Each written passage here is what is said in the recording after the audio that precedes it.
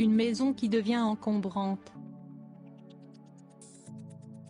Laetitia Hallyday semble avoir du mal à se délester de la maison de Marne-la-Coquette, Hauts-de-Seine, où elle a vécu heureuse avec Johnny pendant des années.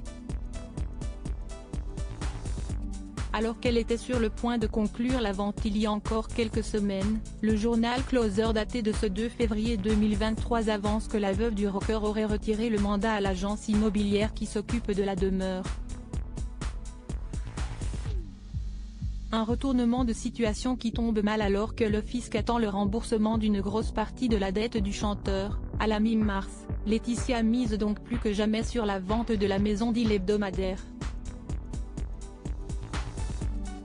L'obstacle à la vente de la maison est en fait lié à la notoriété de l'agence qui gère la vente de la Savannah. La famille Kretz, célèbre pour avoir participé à une émission intitulée L'Agence, sur TMC et Netflix, est un peu trop connue pour que les clients qui se disent intéressés, soient des acheteurs sérieux. Selon Closer, face à l'afflux de propositions parfois fantaisistes, Laetitia Hallyday et ses conseils ont donc retiré le mandat accordé en janvier à la famille Kretz. La dernière demeure de Johnny Hallyday, donc toujours sur le marché au prix de 10,5 millions d'euros, est désormais gérée par deux agences immobilières bien plus discrètes.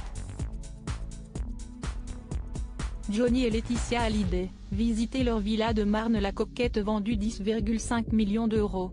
Marne-la-Coquette, une épine dans le pied de Laetitia Hallyday. Laetitia Hallyday doit toujours 13 millions d'euros au fisc français. Comme le dévoilait le magazine Public vendredi 21 octobre 2022, la veuve de Johnny Hallyday avait obtenu un énième sursis. Les impôts français avaient prolongé de 2 mois son délai pour rembourser. Mais une telle faveur n'a pas vocation à se répéter. Si elle ne rend pas l'argent, ils finiront par saisir ses biens et les mettre aux enchères, analysait un avocat fiscaliste pour le magazine. Malgré ces 3 maisons gigantesques entre Los Angeles, Saint-Barthélemy et la région parisienne, la demeure de Marne-la-Coquette reste au cœur du dossier.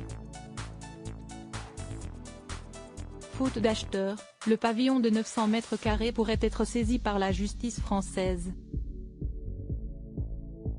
Pour allécher les clients, tous les meubles sont restés à leur place, avec la décoration que le taulier avait lui-même choisie.